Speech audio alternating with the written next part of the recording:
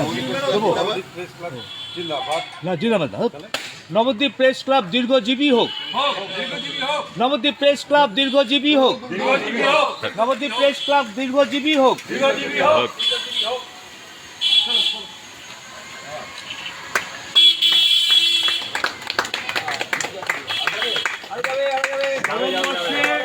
প্রতিষ্ঠা দিবসের দিন নবদ্বীপ প্রেস ক্লাবের পতাকা উত্তোলন করলেন বর্ষিয়ান সাংবাদিক সমীর সাহা।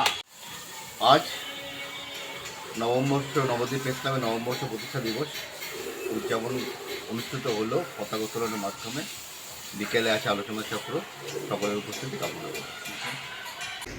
যেমন খুব চেনা ধারা 498, চেনা ধারা 144, চেনা ধারা 302, সেগুলো কি ছিল দাদা? এই দিকটার সামনে সত্যিদা, এই দিকটার সামনে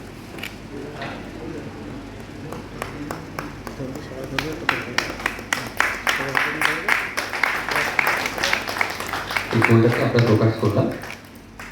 এবারে আমরা একটু শ্রদ্ধেয় পুরপ্রধান একটা ছোট্ট ভুল হয়ে গেছে, আমরা এখানে প্রদীপটা প্রজ্বলন করে নেব।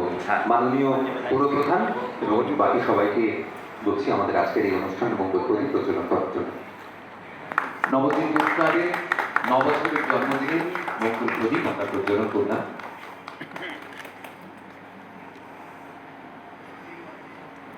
নবদ্বীপ প্রেস ক্লাব দীর্ঘজীবী হোক, নবদ্বীপ প্রেস ক্লাব দীর্ঘজীবী হোক, আমরা সকলেই এই প্রত্যাশা রাখবো। পরিবারের আমরা পাশে আছি, এই বার্তা দিয়েই আজকের অনুষ্ঠান শুরু করছি। 2016 সালের আগস্ট মাসেই বলদেব মন্দিরের দোতলায় আমরা সংবাদপত্র, ইলেকট্রনিক্স মিডিয়া, প্রিন্ট মিডিয়ার বন্ধুরা এক জায়গায় জড়ো হয়ে সংঘবদ্ধভাবে কাজ করার সিদ্ধান্ত নিয়েছিলাম এবং আত্মপ্রকাশ করেছিলাম 21 আগস্ট 2016 সালে।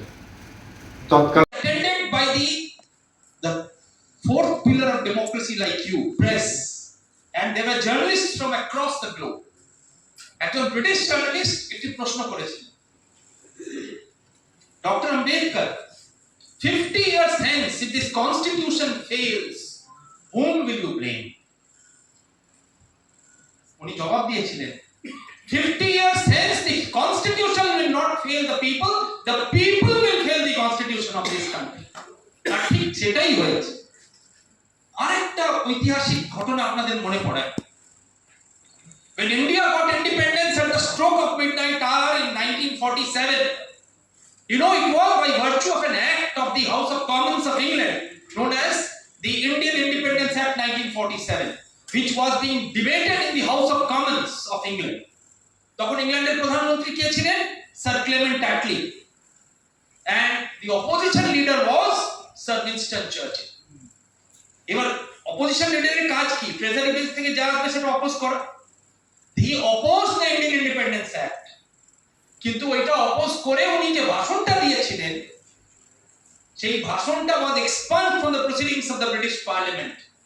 And do you know where are the words expunged from the proceedings of a parliament? When they are full of unparliamentary words.